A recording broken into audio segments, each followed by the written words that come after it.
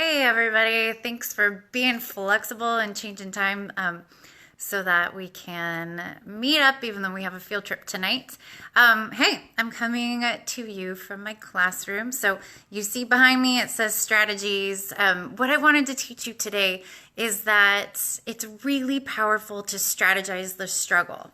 So that's something I came up with recently, and I think it really helps. So when you're feeling like you're having a struggle yourself, or the student or child that you're working with is having a struggle, to think about strategize the struggle as an automatic thing that you say in your head so that you can think of being in the driver's seat rather than being a victim of what you're going through. So what I mean by that is, let's say your child has done their homework but forgets to turn it in.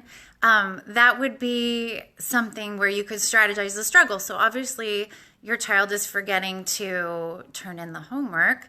And rather than nagging, think about what could this kid be missing?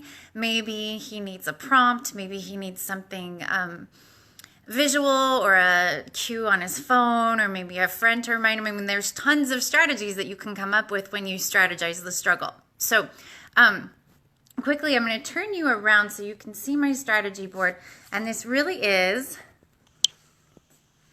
what I use in class. So at the very beginning of the year, we talk about things to do when you're discouraged, because I think one of the most difficult things about being a child with a learning disability or executive function deficits is that the world seems to reinforce that things are tough for you. And right now, as a student, your job is to do school. That's your only job. So it's the only time in life where you're required to be good at everything. I mean, think about that. I don't have to teach subjects that I'm not good at.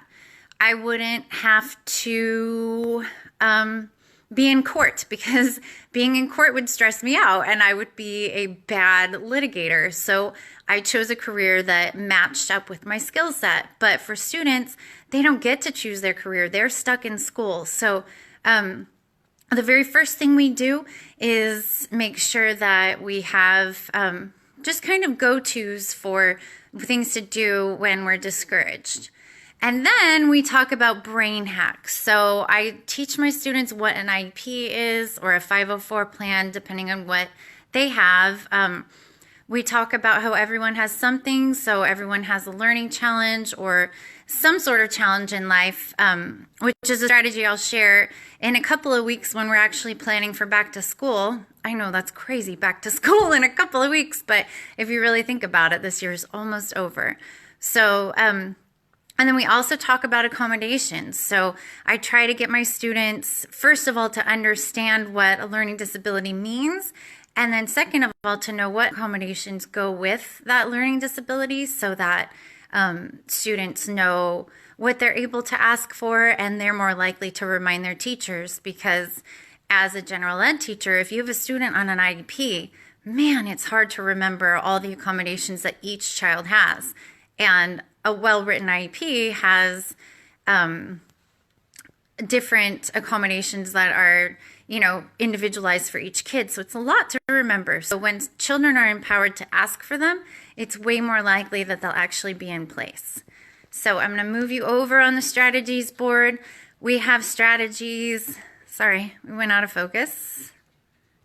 There we go. We have strategies for grades, so visuals, Jupyter points, and all of these notes that are on the board are also just visuals representing a full-blown lesson that we've done. So the idea is that I fill my children's tool belts with these skills, and then I call them back up when they're ready, when they need it, through coaching. So that's how I'm supporting their executive function right now, is teaching them through quick lessons and then having the visual supports as cues when they're ready to reference them again. So they have that full tool belt, and then they're able to pull them back up. So there's that.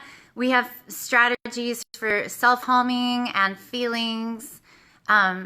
So teachers are humans. I can show a teacher that I am paying attention. And so some of my students with focus and attention can definitely pay attention without looking at the teacher, but that tends to make teachers mad. So one strategy we work on is looking like a student, which actually brings us over to focus and attention. So we talk about looking like a student matters. We talk about how to trick your brain to give your brain the focus chemicals, like turning things into games, or, managing your own distractions. So the last part of the strategies board is memory. So we talk about, even though memory, again, is not a full-blown executive function, it really is the foundation for it. So if we can give them memory hacks and ways to, teach a student to study. Some of our kids have never been taught to study. Those are great things that we can do for them. So I tried to switch my camera and I'm not sure oh, there we go. Ha!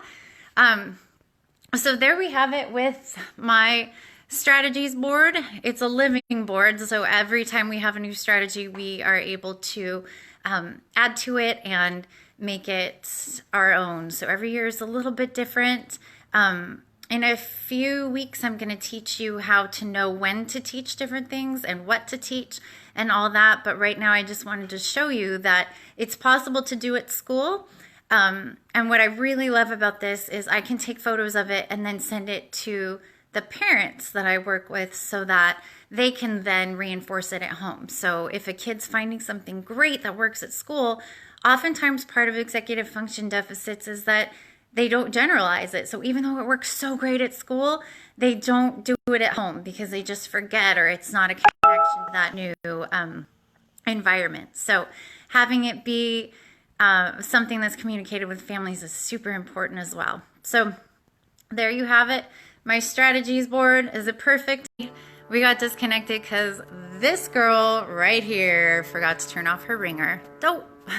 Anyway, thank you for being flexible again. Mental flexibility is one of the executive functions. So we were able to still meet up and connect about executive function. But I hope, especially my teacher peeps, I hope this gives you a good idea of ways to make something that could be really dry and really soft skills palatable for students, and then also give an idea about how I structure it. So again, I teach them in mini lessons, like maybe 20 minutes, and then I support it by coaching it individually. So when I see a student having trouble with maybe managing their grades, for example, then that would be where I would step in and have them reference the board or think about strategies that they know or they've tried and pull that out of them. So I appreciate your being with me.